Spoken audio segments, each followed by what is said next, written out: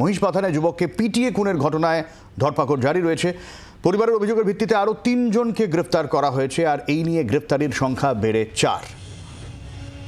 নান্টু রয়েছেন আমাদের সঙ্গে, আমাদের প্রতিনিধি। নান্টুর কাছে আরও কি আপডেট আছে জানবো। নান্টু, দেখো, বর্ষবরণের রাতে ইলেকট্রনিক্স কমপ্লেক্স থানা এলাকার মহিষবাথান যে এলাকা উদয়নপল্লী, সেখানে সুব্রত মাঝি মানে এক যুবক, তাকে বর্ষবরণের রাতে বাড়ি থেকে ফোন করে ডেকে নিয়ে যায় এবং সেই ঘটনায় এর আগেই সবুজ মিস্ত্রি নামে একজনকে গ্রেফতার করা হয়েছিল এবং এই ঘটনায় আরো 3 জনকে গ্রেফতার করা হলো। তার এই যে 3 জনকে গ্রেফতার করা হয়েছে তাদের নাম বাপন হালদার, বিশ্বজিৎ মণ্ডল এবং অসিত সরকার।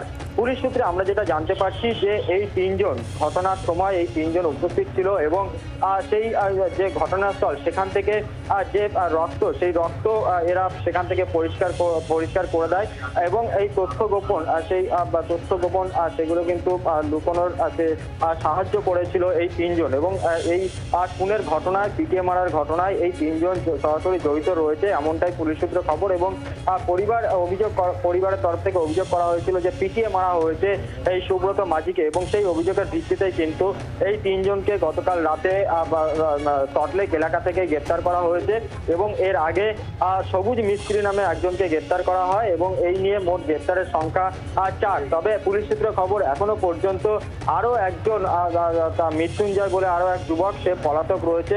এখনো পর্যন্ত তার খোঁজে তল্লাশি চলছে এবং এদেরকে জিজ্ঞাসাবাদ করে এই ঘটনার সাথে আরো কেউ রয়েছে কিনা সেই বিষয় কিন্তু খতিয়ে দেখছে ইলেকট্রনিক্স কমপ্লেক্স থানার পুলিশ।